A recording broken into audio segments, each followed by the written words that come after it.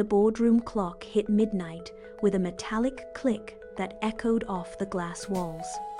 Sarah sat alone, the only light coming from the glow of her laptop screen. On the display, a sea of red numbers blinked back at her. Months of work, thousands of hours of team effort, all distilled into a balance sheet that bled cash. She leaned forward, the hum of the cooling fan the only sound in the room. Her eyes burned. Every cell in the spreadsheet was a static monument to a strategy that had failed. She scrolled down, but the results never changed. They only confirmed the downward trajectory. The company was losing its grip, and the data was the proof. She reached out, her fingers hovering over the keys, then stopped. The screen was a trap. It offered only rows of cold, unmoving digits that hid the real story of the collapse. She pushed the laptop away, the hardware skidding across the polished mahogany table with a sharp, hollow sound. The silence returned, heavier than before. She stood up, walked to the far wall, and stared at the empty whiteboard. She had the report, but she had no answers. The numbers were not a guide, they were a wall. Sarah gripped a dry erase marker, the plastic cap clicking against the frame as she pulled it off. She divided the board into 3 distinct zones: customer, supplier, and internal. She began with the demand signal, drawing a sharp, jagged line toward the warehouse. Her hand moved faster now. She connected the high forecast errors to the bloated inventory levels. The lines on the board grew into a tangled web of cause and effect. She traced the path of a single order. She saw it clearly.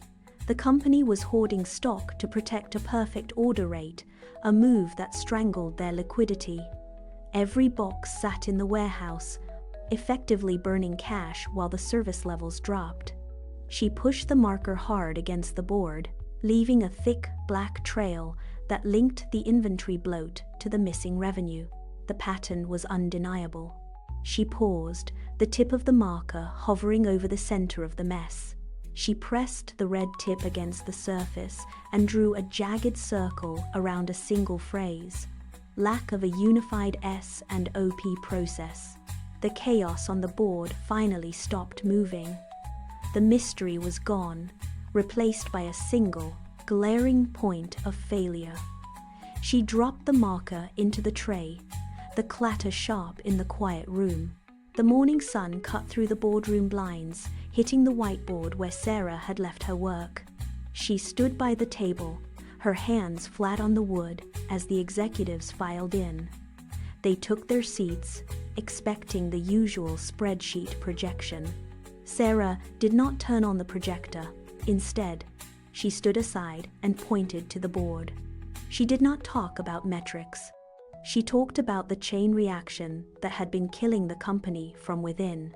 She traced the flow of inventory, showing them how the obsession with the perfect order had locked their capital in a warehouse. She watched their expressions shift from impatience to sharp attention. She listed the 3 priorities: fix the demand signal, renegotiate the supplier agreements, and halt the internal churn. She stopped talking.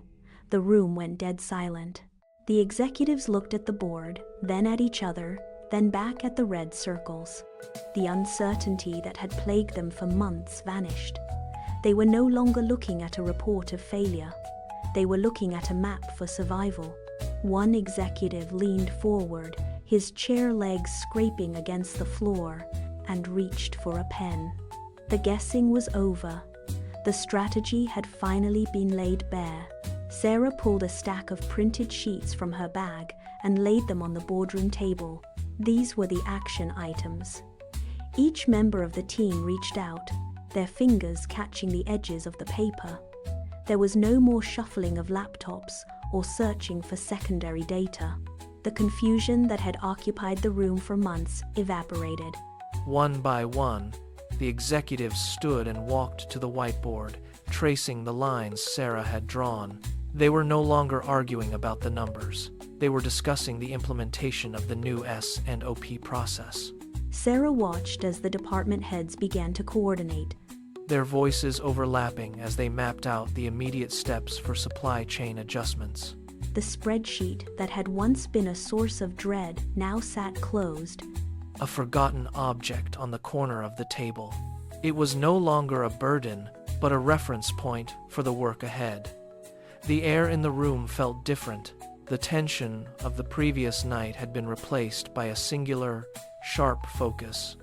They had spent months buried in raw data. But in this hour, they had forged it into a weapon for growth. The path forward was no longer a ghost. It was a physical plan, written in red and black, ready to be executed. Sarah packed her markers, the cap clicking shut with a finality that echoed through the room. The recovery had begun, and the blueprint was clear.